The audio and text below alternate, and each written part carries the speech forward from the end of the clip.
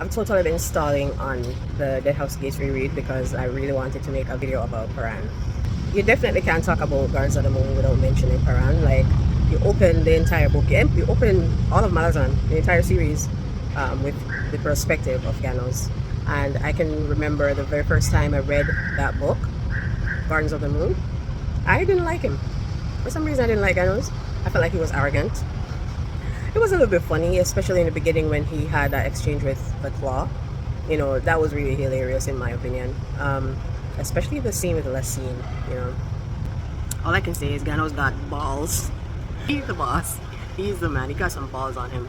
The only time I feel like Ganos was ever like semi-respectful was when he had an exchange with Rick and sort of with Lessine. But then it wasn't even really respected. Lessine was almost like a smug, not really smug, like, I know you, I met you before, oh, you remember me, cool, holding it together.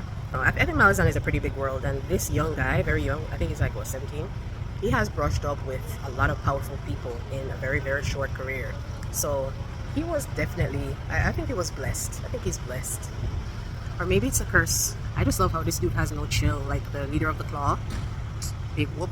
With a child, like soldier around me, like big whoop, you know, this is what I'm gonna do, this is who I am.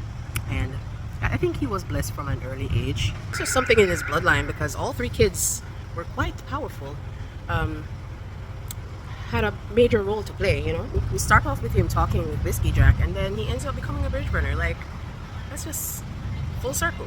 When you hear of the respect that the entire army has for Whiskeyjack, like, I honestly feel like the Black Moran are gonna change alliances just because of Whiskeyjack. I feel like he is pivotal in that change. The first speech we hear from the Moran is with Whiskeyjack. You're talking about Whiskeyjack, you're talking about good people, you know, people who follow orders, good soldiers, good men.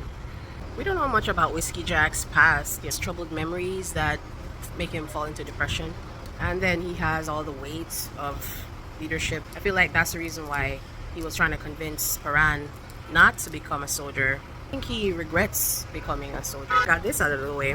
I could go on and read Dead House Gates.